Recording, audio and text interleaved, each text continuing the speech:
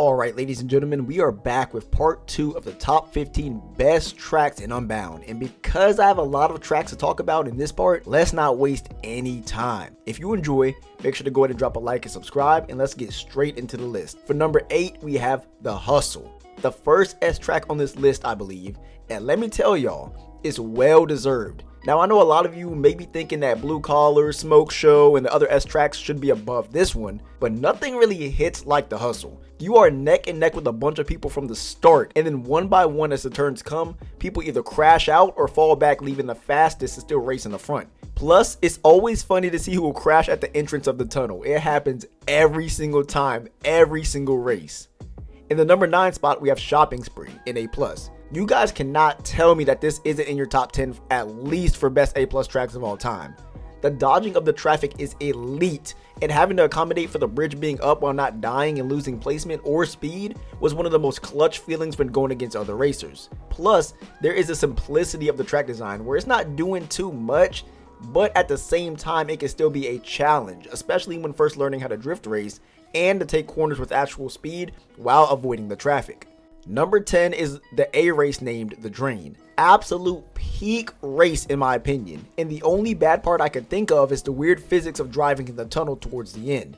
But once you learn how to finesse your way through it, that's a breeze. Yes, there is a technique on how to do it while not losing speed. Now, don't get me started on when there are multiple racers in the tunnel, because that is when the track starts to feel AIDS, but a lot of tracks can be described like that, so we won't fault any track designers for that. Anyway, the curves in the beginning and also the ones that are stretched out throughout the map really give the track its own identity while also making sure that things are not too difficult for even the average driver. Number 11 is Smoke Show.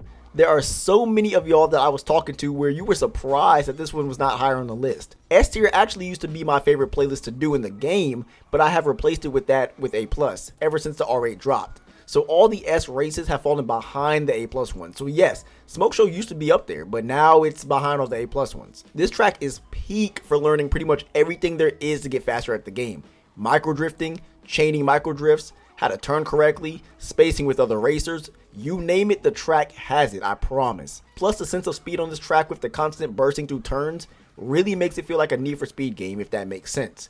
Whoever designed this track really knew what they were doing. Number 12 is Road Trippin', which is one of the endurance races for A+. So yes, we have brought it back to A+ again. Sorry for everyone hoping for more variety. Because this is an endurance race, it is not super high on the list, since I prefer either races that are lapped or aren't too long, but this one is pretty nice, and honestly I think it is better than Colossus in pretty much every single way. Unlike Colossus, which has weird turns, this track is really straightforward, and it also goes through a lot of my other favorite tracks and uses parts of those to build the overall experience, such as Buena Vista. If you guys have not done this endurance race, I cannot recommend it enough. Number 13 is Power in S, which is pretty much a speed race with like 3 or 4 turns in it, to be honest.